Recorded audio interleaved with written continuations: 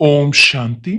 14 अगस्त 2026 के ईश्वरीय महावाक्य पहले सुनते हैं। मुरली के मुख्य पॉइंट्स। बाबा ने कहा, शरीर के भान में नहीं रहो।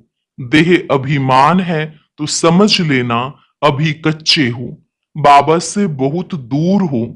हीरे जैसा बनना है तो देही अभिमानी बनो। तुम्हें कोई पर क्रोध नहीं करना, प्यार से समझाना है। क्रोध के भूत को अंदर से निकाल दो। अंदर में अगर कोई खराबी होगी तो दिल खाती रहेगी। फिर बाबा ने कहा, जो जितना शुद्ध होते जाएंगे उन्हें औरों को भी शुद्ध अथवा योगी बनाने का उमंग आता जाएगा। अब जितना हो सके बाप के मददगार बनो। बाबा ने तुमको जो मंत्र दिया है वह औरों को भी दो। बाबा को याद कर अपनी अवस्था को अडोल बनाओ। लास्ट में बाबा ने कहा, शरीर की संभाल भले रखो लेकिन इसमें जरा भी मोह ना हो। इस अंतिम शरीर में ही पुरुषार्थ करके तुम्हें कर्मातीत अवस्था को पाना है। यह अमूल्य शरीर है, इसे निरोगी तंदुरुस्त रखो। गफलत नहीं करनी है। खान पान की संभाल रखोगे तो स्वस्थ रहेंगे। और अब सुनते हैं महावाक्यों को विस्तार से। मीठे बच्चे, रोज अपने आप से पूछो कि मैं आत्मा कितना शुद्ध बना हूं। जितना शुद्ध बनेंगे उतना खुशी रहेगी, सेवा करने का उमंग आएगा। प्रश्न, हीरे जैसा श्रेष्ठ बनने का पुरुषार्थ क्या है? उत्तर, देही अभिमानी बनो। शरीर में जरा भी मोह न रहे। फिक्र से फारिग हो, एक बाबा की याद में रहो। यही श्रेष्ठ पुरुषार्थ हीरे जैसा बना देगा। अगर देह अभिमान है तो समझो अवस्था कच्ची है, बाबा से दूर हो। तुम्हें इस शरीर की संभाल भी करनी है, क्योंकि इस शरीर में रहते कर्मातीत अवस्था को पाना है। गीत, मुखड़ा देख ले प्राणी जरा दर्पण में। ओम शांति। बाप बच्चों को समझाते हैं कि जिसके योग बल से पाप कटते हैं उनको खुशी का पारा चढ़ जाता है। अपनी अवस्था को आप ही बच्चे जान सकते हैं। जब अवस्था अच्छी होती है तो सर्विस का शौक बहुत अच्छा होता है। जितना जितना शुद्ध होते जाएंगे उतना औरों को भी शुद्ध अथवा योगी बनाने का उमंग आएगा, क्योंकि तुम राजयोगी व राज ऋषि हो। हठ योग ऋषि तत्व को भगवान मानते हैं। राजयोग ऋषि भगवान को बाप मानते हैं। तत्व को याद करने से उन्हों के कोई पाप नहीं कटते हैं। तत्व के साथ योग लगाने से कोई बल नहीं मिलता है। कोई भी धर्म वाले योग को जानते नहीं हैं, इसलिए कोई भी सच्चा योगी बन वापिस नहीं जा सकते। अभी तुम बच्चे अपनी अवस्था खुद भी जान सकते हो। आत्मा जितना बाप को याद करेगी उतना खुशी होगी। अपनी जांच रखनी है। बच्चे भी एक दो की अवस्था को, अपनी अवस्था को जान सकते हैं। देखना है हमारा कोई शरीर में भान तो नहीं है।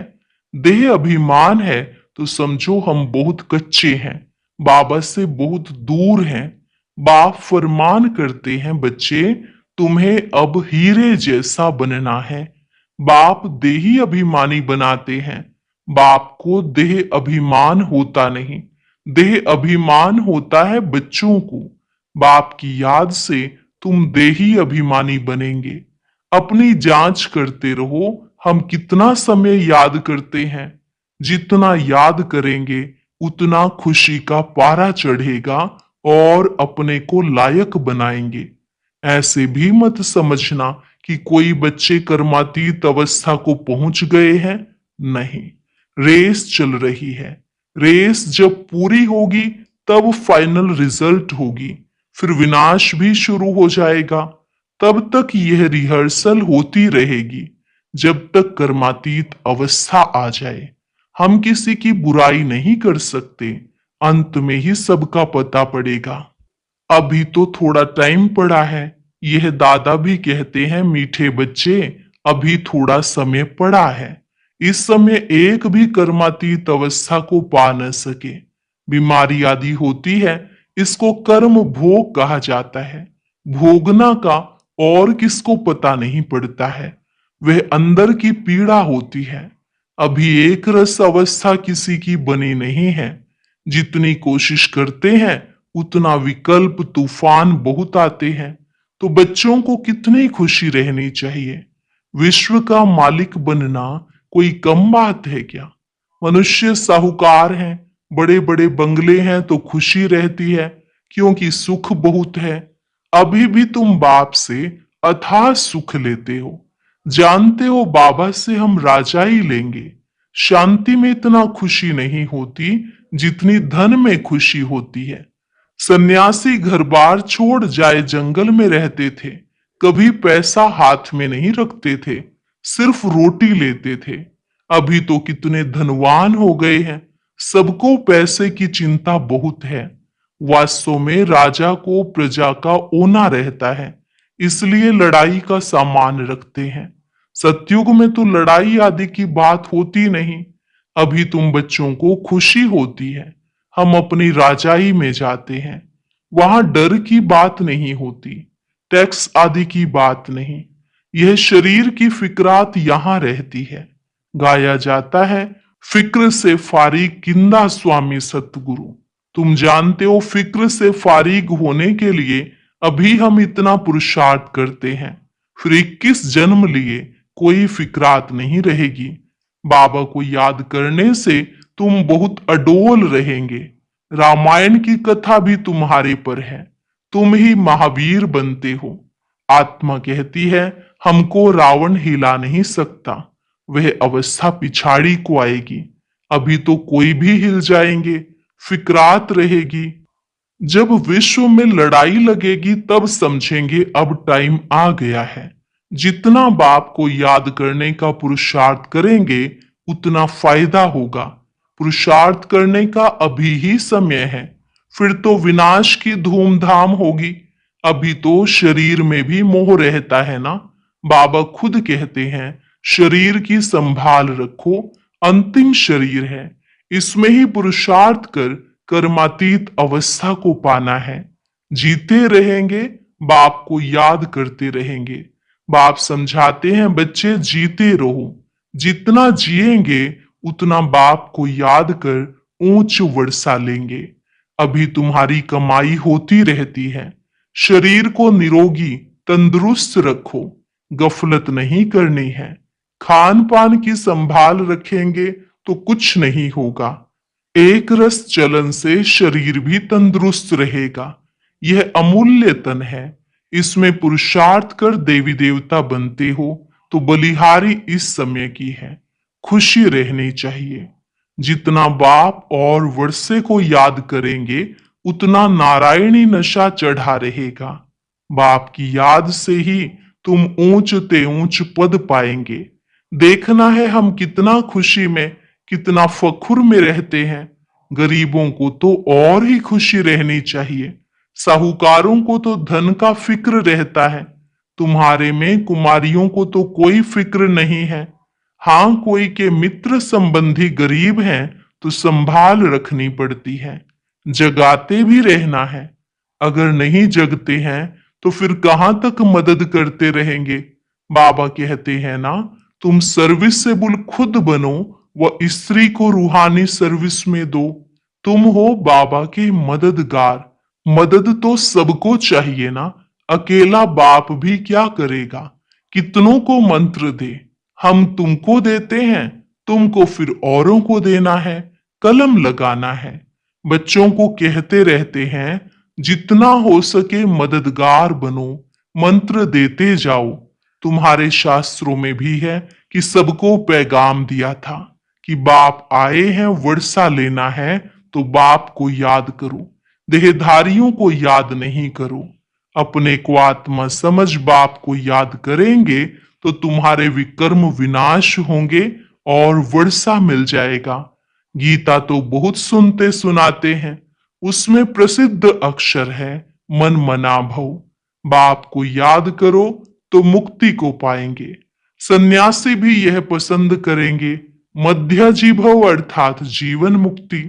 बच्चे बाप के बनते हैं तो बाप कहते हैं, बच्चे तुम्हारी आत्मा पतित है, पतित चल नहीं सकेंगे। यह समझने की बातें हैं। तुम भारतवासी सतो प्रधान थे, तमो प्रधान बने, अब फिर सतो प्रधान बनना है। तो बाप कहते हैं पुरुषार्थ करो तो ऊंच पद मिलेगा। भक्ति तो जन्म जन्मांतर करते आए हो। तुम जानते हो पहले पहले अव्यभिचारी भक्ति शुरू हुई, अभी कितनी व्यभिचारी भक्ति है। शरीरों की भी पूजा होती है, वह है भूत पूजा। देवताएं फिर भी पवित्र हैं, परंतु इस समय तो सब तमो प्रधान है, तो पूजा भी तमो प्रधान होती जाती है। अभी बाप को याद करना है, भक्ति का अक्षर कोई नहीं बोलना है। हाय राम, यह भी भक्ति का अक्षर है। ऐसे कोई पुकार नहीं करनी है, इसमें कुछ भी उच्चारण करने की बात नहीं। ओम शांति भी घड़ी घड़ी नहीं कहना है। शांति मना अहम आत्मा शांत स्वरूप है, सो तो है ही, इसमें बोलने की बात नहीं रहती। दूसरे कोई मनुष्य को कहेंगे ओम शांति, वह तो अर्थ जरा भी नहीं समझेंगे। वो लोग तो ओम की बड़ी बड़ी महिमा करते हैं, तुम तो अर्थ समझते हो, फिर ओम शांति कहना भी फालतू है। हाँ, एक दो से ऐसे पूछ सकते हो शिव बाबा की याद में हो, जैसे हम भी बच्ची से पूछता हूं यह किसका श्रृंगार करती हो, बोलती है शिव बाबा के रथ का। यह शिव बाबा का रथ है ना, जैसे हुसैन का रथ होता है ना, घोड़े को श्रृंगार करते हैं। घोड़े का अर्थ नहीं समझते हैं। धर्म स्थापन करने वाले जो आते हैं उनकी आत्माएं पवित्र होती हैं। पुरानी पतित आत्मा धर्म स्थापन कर ना सके। तुम धर्म स्थापन नहीं करते हो, शिव बाबा तुम्हारे द्वारा करते हैं, तुमको पवित्र बनाते हैं। वो लोग भक्ति मार्ग में बहुत श्रृंगार आदि करते हैं, यहां श्रृंगार पसंद नहीं करते। बाप कितना निरहंकारी है, खुद कहते हैं हम बहुत जन्मों के अंत के भी अंत में आता हूं।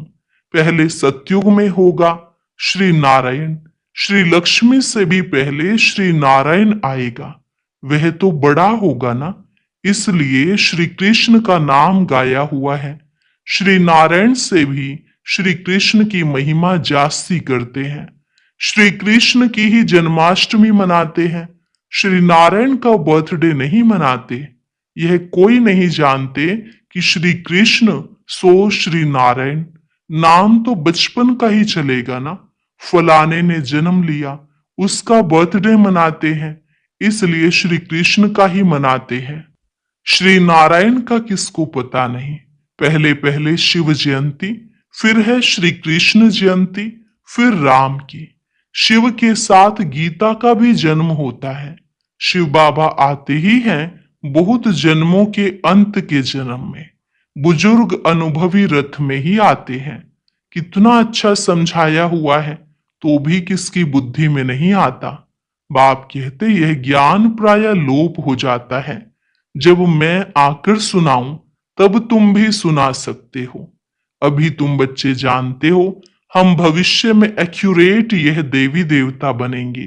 बाबा ने 2-3 प्रकार के साक्षात्कार किए थे, यह बनूंगा, ताज वाला बनूंगा, पगड़ी वाला बनूंगा। 2-4 राजाई के जन्मों का साक्षात्कार किया था। अभी तुम समझ सकते हो, इन बातों को दुनिया में और कोई समझ नहीं सकते। हाँ, इतना समझते हैं अच्छा कर्म करेंगे तो अच्छा जन्म मिलेगा। अभी तुम पुरुषार्थ ही भविष्य के लिए कर रहे हो, नर से नारायण बनने का। तुम जानते हो हम यह पद पाएंगे। यह खुशी जास्ती उनको रहेगी जो कर्मातीत अवस्था को पाने का पुरुषार्थ करते रहते होंगे। कहते हैं बाबा हम तो मम्मा बाबा को फॉलो करेंगे, तब तो तख्त पर बैठ सकेंगे। यह भी समझ चाहिए कितनी हम सर्विस करते हैं और कितना खुशी में रहते हैं। खुद खुशी में रहेंगे तो दूसरों को भी खुशी में लाएंगे। अंदर कोई खराबी होगी तो दिल खाती रहेगी। कोई कोई आकर कहते हैं बाबा हमारे में क्रोध है, यह भूत है हमारे में। फिक्र की बात हुई ना, भूत को रहने नहीं देना चाहिए। क्रोध क्यों करे, प्यार से समझाना होता है। बाबा कोई पर क्रोध थोड़े ही करेंगे। शिव बाबा की महिमा है ना, बहुत फालतू झूठी महिमा भी करते हैं। मैं करता क्या हूं, मुझे कहते हैं आकर पतित से पावन बनाओ। जैसे डॉक्टर को कहते हैं हमारी बीमारी दूर करो, वह दवाई दे इंजेक्शन लगाते हैं।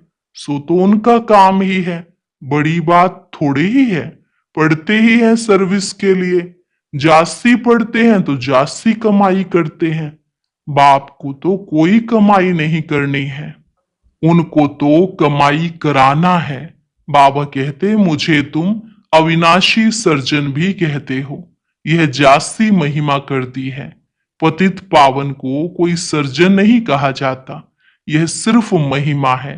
बाप तो सिर्फ कहते हैं मुझे याद करो तो तुम्हारे विकर्म विनाश होंगे। बस मेरा पार्ट ही है तुमको यह समझाने का कि मामे कम याद करो। जितना याद करेंगे उतना ऊंच पद पाएंगे। यह है ही राजयोग का ज्ञान।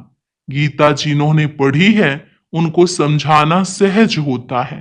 तुम पूज्य राजाओं के राजा बनते हो, फिर पुजारी बनेंगे। तुमको मेहनत करनी है। तुम विश्व को पवित्र बनाते हो, कितना भारी मर्तबा है।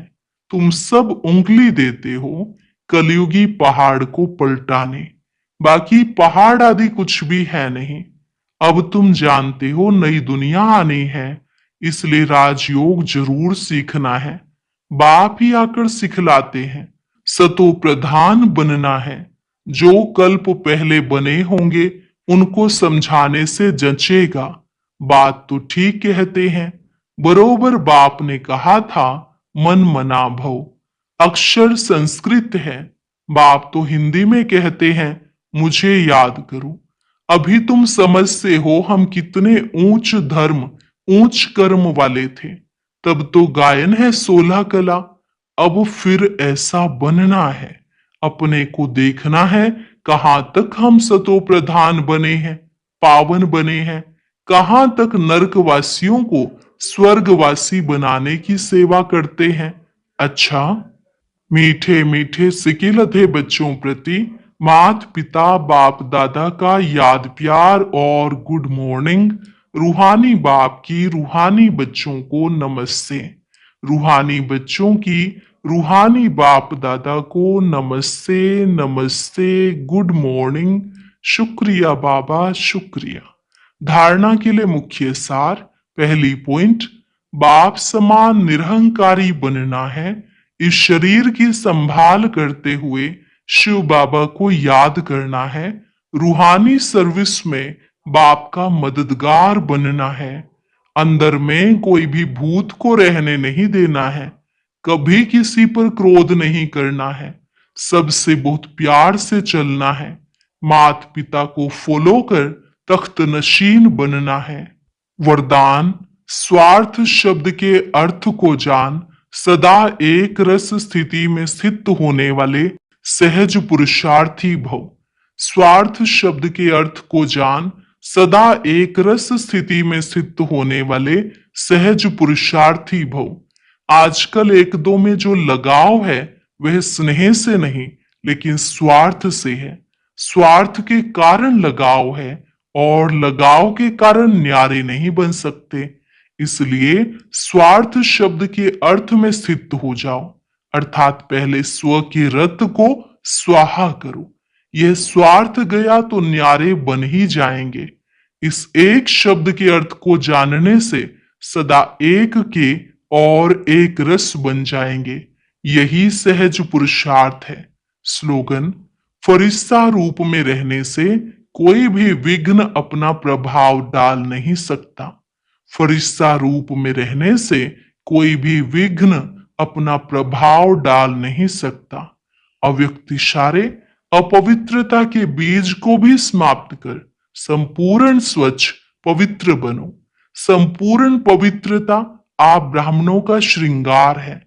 सदा श्रृंगार की हुई मूर्त अर्थात सदा पवित्र स्वरूप में स्थित रहे, बेहद की स्टेज पर हीरो पार्ट बजाओ। सदा ब्रह्मचारी अर्थात संकल्प में भी किसी प्रकार की अपवित्रता वृत्ति को चंचल नहीं बनाए। वृत्ति की चंचलता भी रजिस्टर को दागी बना देती है। इसलिए वृत्ति से भी सदा ब्रह्मचारी बनो।